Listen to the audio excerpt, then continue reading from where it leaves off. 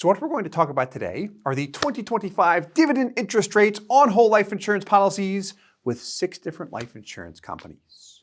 So we'll go over the dividend rates, and then afterwards, I'll go over how I would choose the right company if I'm getting a whole life insurance policy and I want to maximize the cash value, but I also want to be aware of all of the nuances with respect to funding flexibility. This way I don't get a policy and find out after the fact I would have went with a different option only if I would have had awareness of those different options.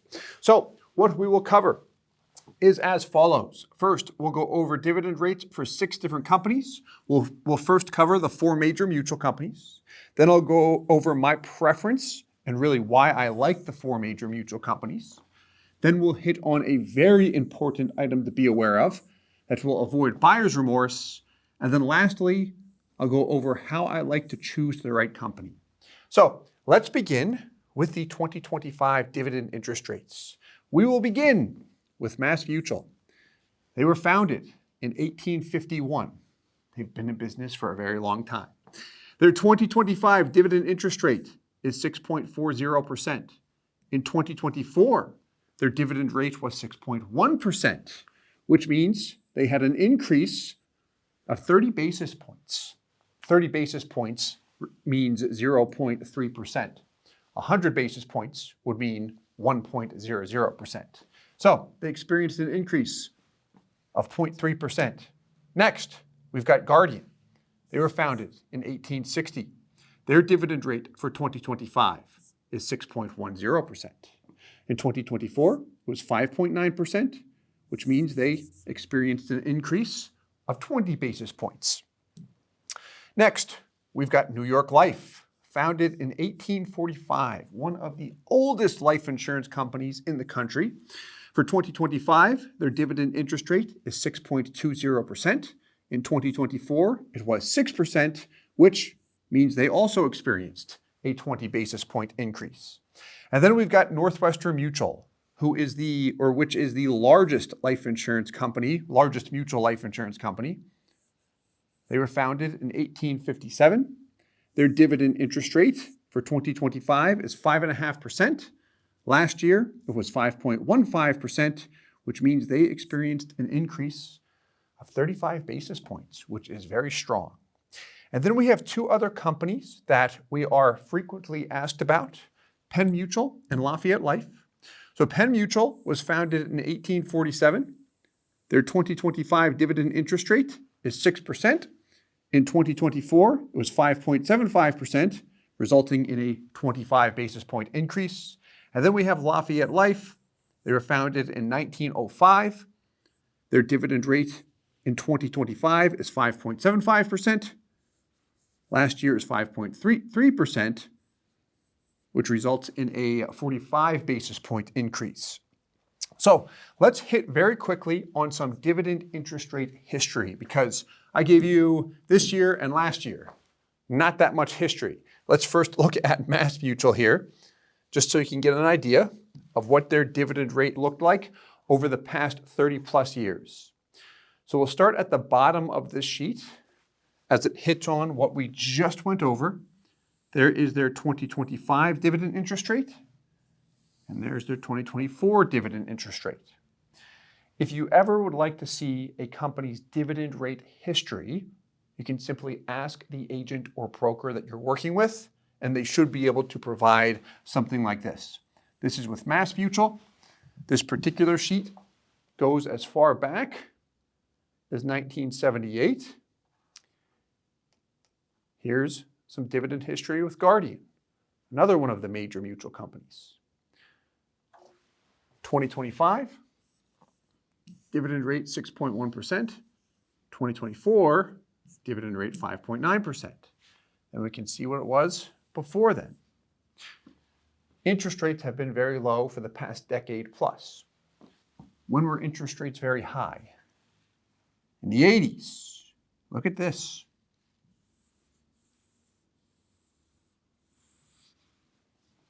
Dividend rates are very high in the 80s. This will be consistent with all life insurance companies.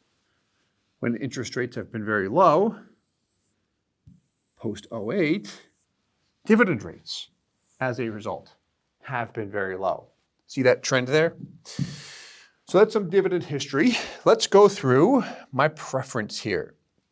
So my preference when it comes to company selection is always the major mutual companies. If I am speaking with a friend of mine who says, hey, I'm going to work with a family member on a whole life insurance policy, can you just give me some guidance? My response would be, what I would make sure you do no matter what is at the very least consider one or more of the major mutual companies. And the reasons why, there's three main reasons why. One, they provide proof of performance. When we ask for proof of performance, we get it from them.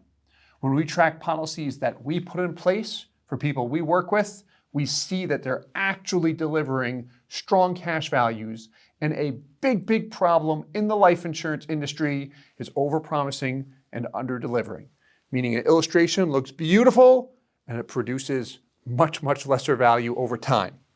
Where we don't see that happen and where we can find proof of performance, where I've seen it the most, is with the major mutuals. So we've got proof of performance. Next, we've got company ratings, size, and then years in business.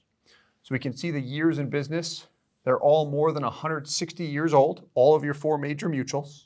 And then the third reason is if you follow the money, meaning you look at what banks do, what corporations do, and what wealthy families do, specifically those that are putting money into cash value life insurance. What I always see first is them going to those four major mutual companies.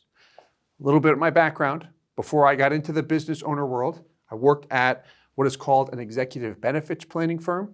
My specific role was designing policies for corporations that the firm serviced. So I would get an order saying, hey, this corporation is looking at taking policies out on these executives. I'd model them for cash value, the policies that is.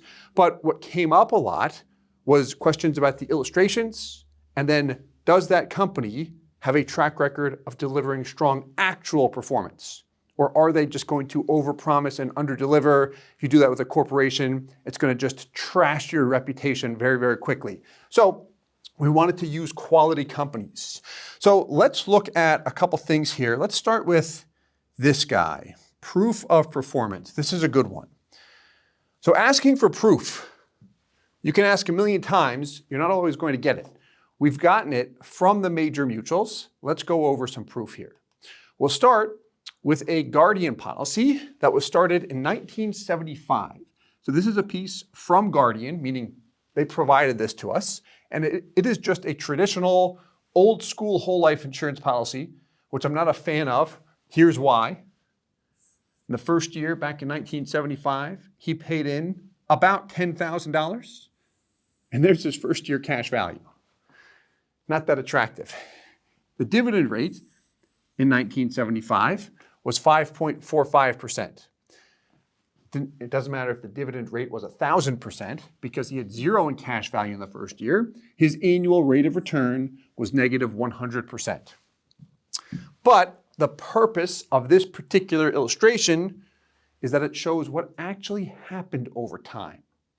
So if we scroll down to year 30, when he is 65 years old, or I should say when he was 65 years old, year 30, this was in 2005, by the way. There's what he paid. There's his cash value. This column is the dividend rate. But what he actually earned for that year was 5.71%. And then the internal rate of return, which is the average over time, was just over 7%. And that's in a cash value life insurance policy too. Meaning if you do everything right, you've got some sweet tax benefits there where you can access it tax-free. Now, as of 2004, he's 84 years old, still paying the premium. He's paid in $473,000. And what's his cash value? Paid in $473,000, cash value $2.4 million. Now the average is 5.61% as that dividend rate. So again, here's your dividend column. This has gradually come down over time. But still, for a safe place to put money, it's very attractive over the long haul, in addition to other assets and other places he has his money positioned. So this is a historical policy with Guardian that we got directly from them. Here's one from Mass Mutual that was started in 1980. This is a 10-pay product on a 50-year-old individual. He paid in a little bit less than $15,000 per year for 10 years, and then nothing thereafter.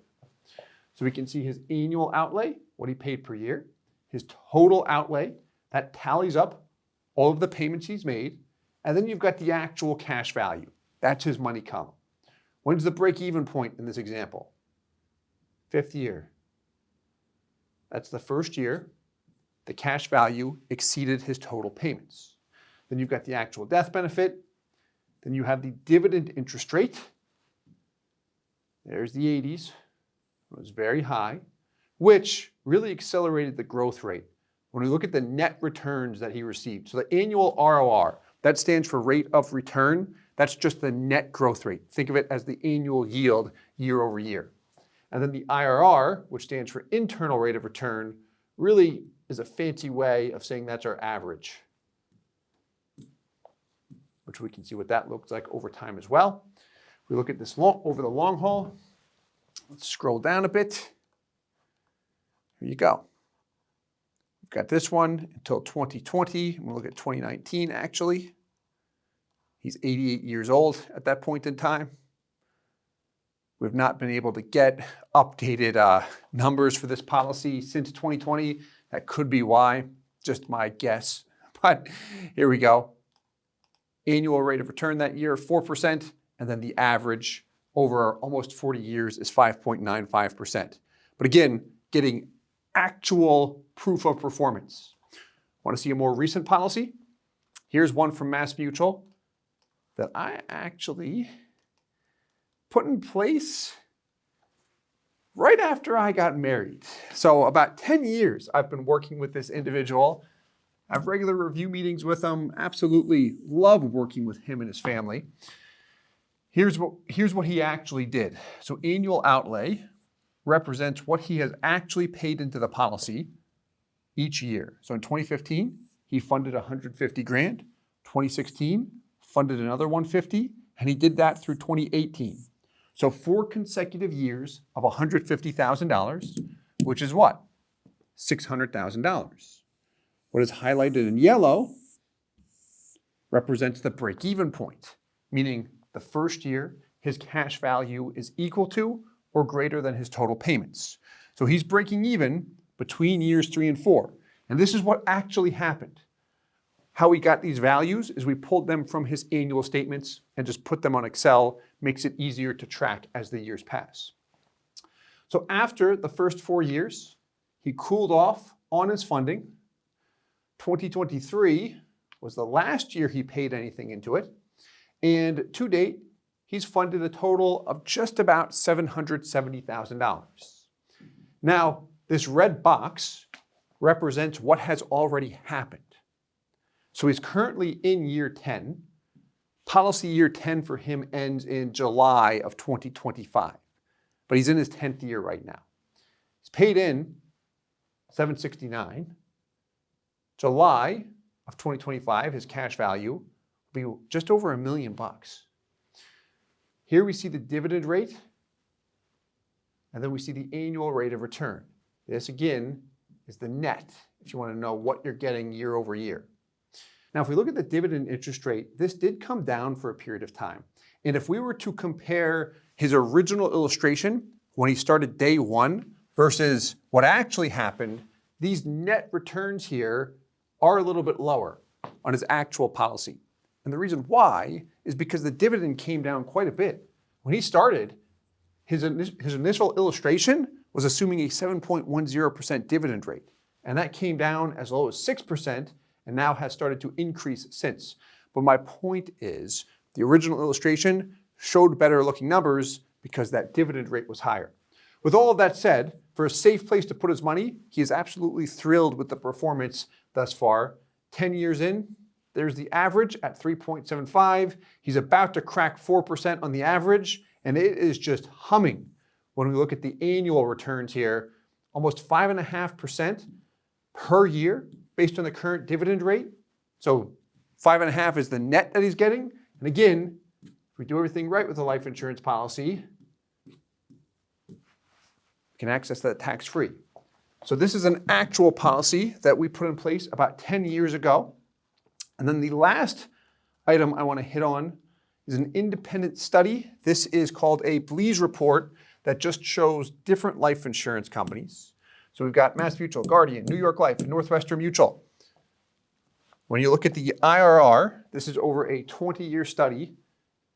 What we noticed, or what you'll notice, major mutuals are all above 4%. Everyone else is not. This is on a 45-year-old individual. If we come down to the 55-year-old individual,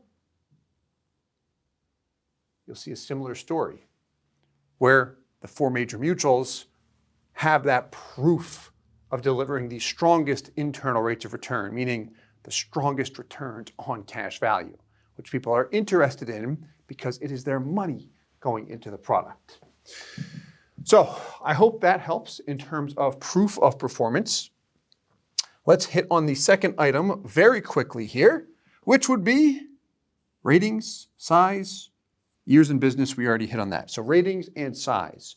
So what we can look at for this is what is called a vital signs report, which is just an independent company that provides an insurance carrier's financials, details on their financials, that is.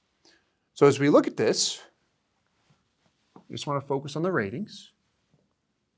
Got Mass Mutual, Guardian, New York Life, Northwestern Mutual, and then the other two companies we had mentioned. So starting with the ratings, you've got all of these different rating agencies. The Comdex ranking is a nice ranking to look at that just indicates overall financial strength and safety. Looking at the major mutuals, Mass is the lowest at a 98. The highest you can get is 100. Think of it like a test in school. So they're at a 98, which is solid. Guardian's at a 99, and then New York Life and Northwestern Mutual are both at 100. And then Penn and Lafayette are also solid. Penn's at 93, Lafayette is at 96. What I want to look at next is a little bit on their company size. So here's a nice piece where we can look at the total admitted assets. This was on the prior graph, but this just gives us a nice chart. So blue, you've got Mass Mutual, green, you've got Guardian, dark yellow, you've got New York Life, and then red, you've got Northwestern Mutual. Northwestern is massive, so is Mass Mutual. Mass Mutual is a leader in the BOLI space, which stands for bank-owned life insurance, so they get a lot of deposits there. And then you've got the other two companies, the smaller companies down there with Penn and Lafayette Life. So that represents total admitted assets. So we can see why the other four are referred to as the four major mutual companies, as they are quite major in terms of size and total income when we look at this guy. So this just represents the total income coming in for these four carriers, which again, massive. They're all massive when we look at the dollar amounts coming in, but they are particularly massive for the four major mutual companies. Okay, let's continue on. Lastly, we talked about following the money, banks, corporations, and wealthy families. Let's talk about banks for a moment. So one of our largest clients is a bank that we work with, and let's go over their policies. So first, we've got the year 2020. This is when I got to work with my first bank, and they said, hey, we're gonna put in $10 million, and I was jumping up and down because I couldn't believe it.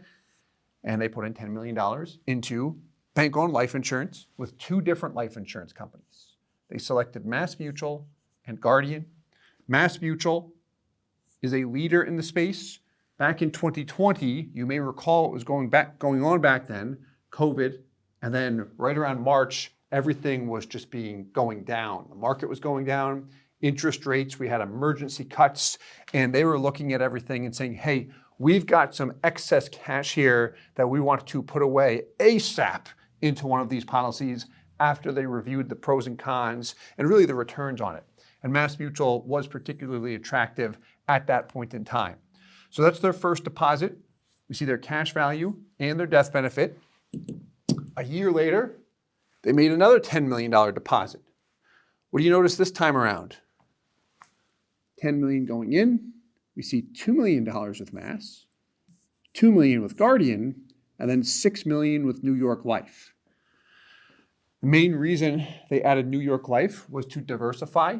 There are also regulations for banks with respect to how much life insurance they can purchase with one single carrier. There's limits. They're not anywhere near the limits right now, but just as we looked at what they currently had and also future purchases, we decided to diversify there, or they decided to diversify. And then the most recent purchase is 2025, something they are in the midst of doing right now for $5 million. And they like Guardian for this purchase, mainly because of the particular BOLI product that Guardian offers with how the crediting rate is applied. That's a good topic for another video. But when we tally up all three, here we go. There are the deposits they've made thus far. You've got $25 million in. There's their cash value holdings and death benefit holdings. Their actual cash values are a bit higher than this. These are based on the illustrations when we started. So the actual values are different. So going back to the four major mutual companies, why? We just covered banks using them. So why did I do that? Why I prefer the major mutual companies is one, because of proof of performance when we look at whole life insurance policies set up for cash value. Two, their ratings, size, and years they've been in business. And then three, follow the money. What we just looked at there, what did you notice in terms of company selection? We had three of the four major mutual companies that the bank decided to place their money with. And full transparency, that is not just based on my recommendation.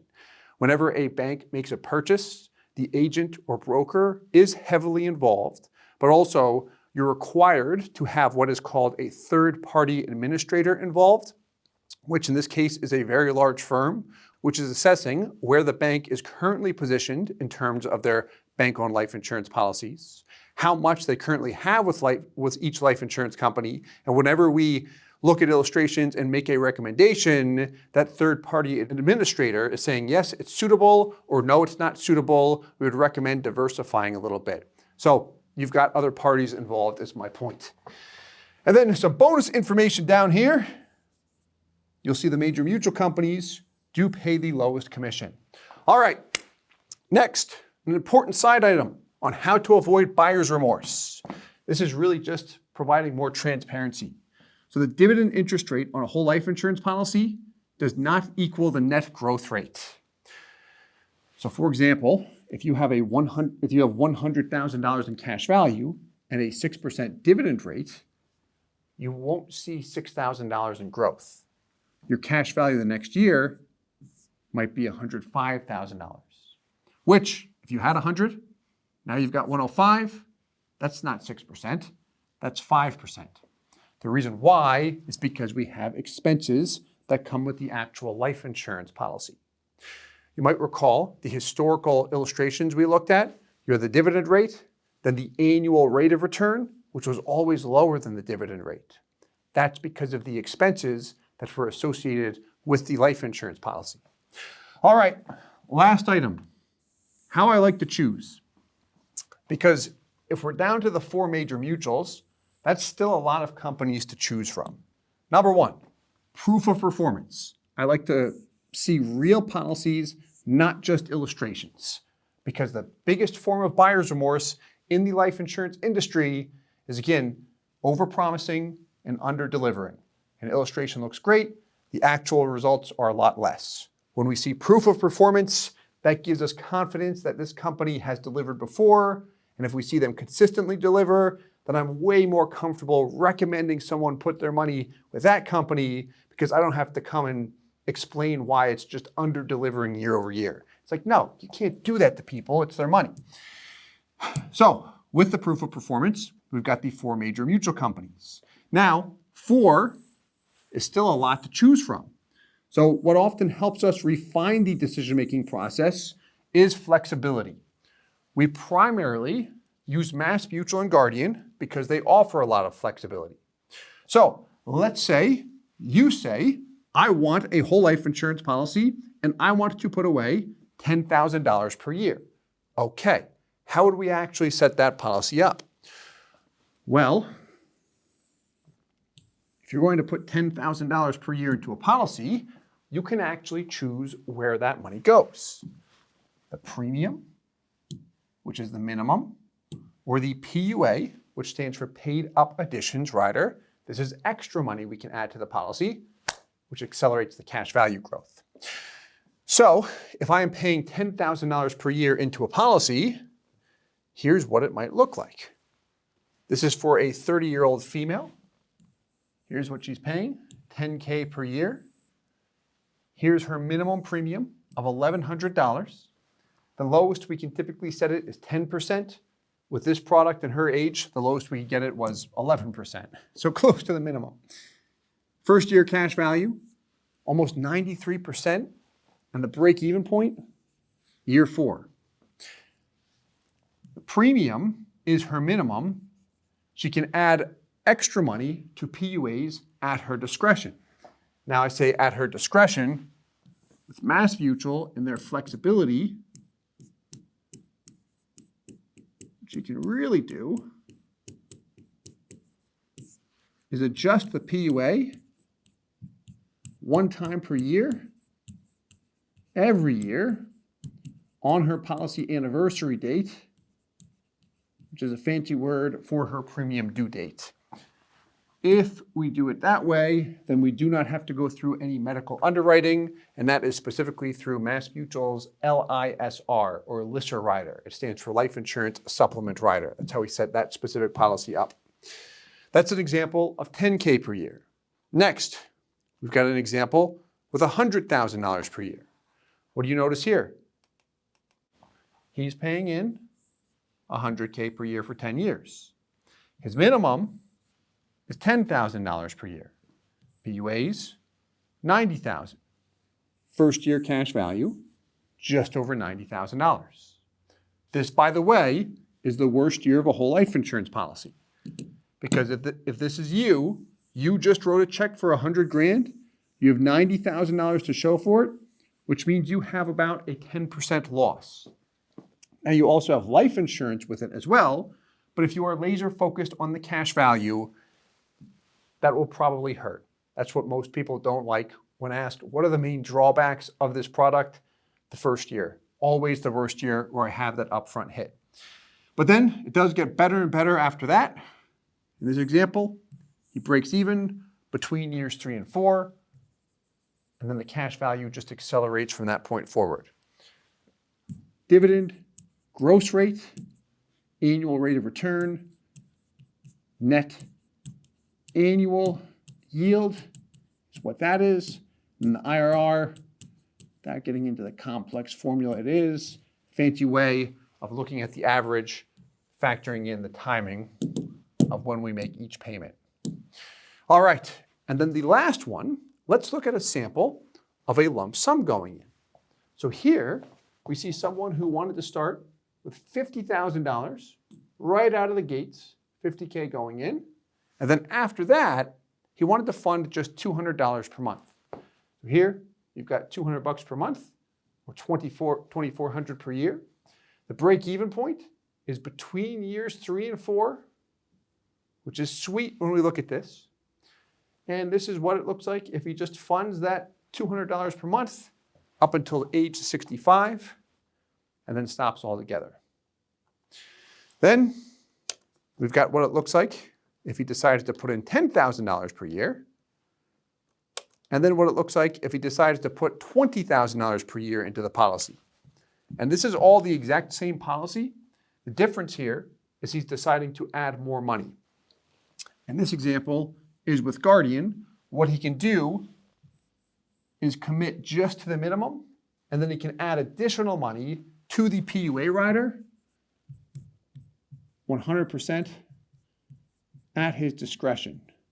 So it's very flexible in that respect, which is nice. And check this out. He's paid in $250,000 by age 45. The example down here, by age 60, he's paid in $300,000. So he's paid in 50 grand more. He has $560,000 in cash value, whereas over here, he's paid in 50K less, but he's got $612,000 in cash value. Getting in faster allowed his money to compound faster and put him further ahead. So he was interested in seeing that. But this is meant to display different funding options. So to wrap this piece up, that last option there, from a flexibility standpoint, was a Guardian policy where he was committed only to $200 per month. He started with a 50K lump sum, and then he could add extra money into PUAs whenever he wants, literally just by logging onto his portal and sending funds toward his PUA rider. So Guardian definitely has what I would consider the most flexibility, or if you design it correctly with a term rider, specifically a 1-year term rider, we can set it up where we're committed only to the minimum, and anytime we want, we can add more money to PUAs. Whereas MassMutual, on the other hand, is flexible, but when it comes to adjusting the PUA rider, we don't have the same flexibility to go online and just add money at our discretion like we can with Guardian. The best way to set it up for as much flexibility as possible is if we adjust it 1 time per year on our premium due date. So I know that's a lot of information in addition to the updated dividend rates. I do hope this helps. Let us know if you have any questions at all, and thanks so much for watching.